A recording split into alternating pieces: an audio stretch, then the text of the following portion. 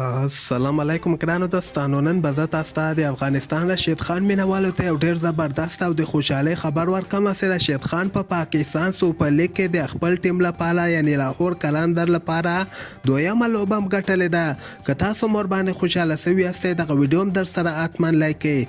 زه به تاسو ته وایم چې نن په پاکستان سوپر لیګ کې چې کومه نهمه لوبه ترسره سوله دغه د لاهور قلندر ټیم چې کوم ده یعنی د رشید خان دوی ټیم پېښور زلمی سره لوبه ترسره کړې وله چې پېښور زلمی کې نن د افغانستان حضرت الله عظیم لوبه ترسره کړې وله. په دغه لوبه کې لاهور قلندر اول بیټینګ ترسره کړه. په شل اوورو کې 200 رنز ټارګټ پېښور زلمی ټیم ته ورکړی ده. دغلته به زه تاسو ته وایم چې فخر زمان شپږ شپېته رنزه کړي، محمد حافظ 10 رنزه کړي، عبدالله شفیقي او 40 رنزه کړي دي. خو لاندې کې ورته رشید خان په 8 بالو باندې 22 مهم رنزونه کړي چې پکې 3 غټې شپږیزې وهلې دي او په دغه 3 شپږیزو کې یو هلیکوپټر شپږیز هم رشید خان ووهله. یعنې هغه 13 ورځ لوبه کې هم رشید خان هلیکوپټر شاټ وهلی و. دغه د دویم وار ده چې رشید خان هلیکوپټر شپږیزه په پاکستان سوپر لیګ کې وهلې ده چې نړیوال ورته ټول حیرانه پاتې دي. دغه خو د لاهور قلندر بیټینګ څه بولینګ ته کمنګ راستو دغلته حضرت الله عزازي ته هم چانس ورکړی و.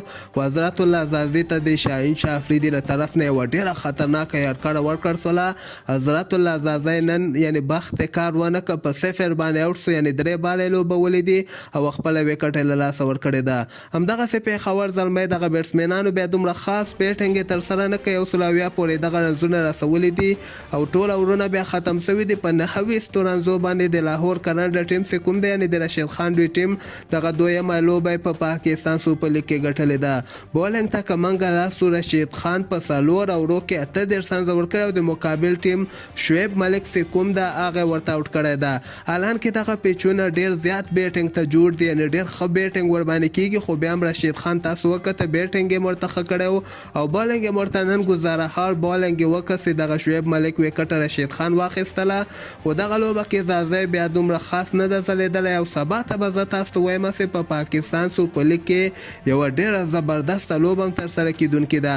سبا ته چې کومه 9 بجو کې دغه لوبه شروع کېږي. د رحمان الله ګربز دوی ټیم چې کوم د اسلام آباد یونایټډ دغوی کویټا ګلیډیټر ټیم سره که خیري سبا ته په پاکستان سوپر لیګ کې لوبیږي. نو همدغسې تازه خبرو لپاره تاسو دغه چینل هم در سره سبسکرایب کولی شئ.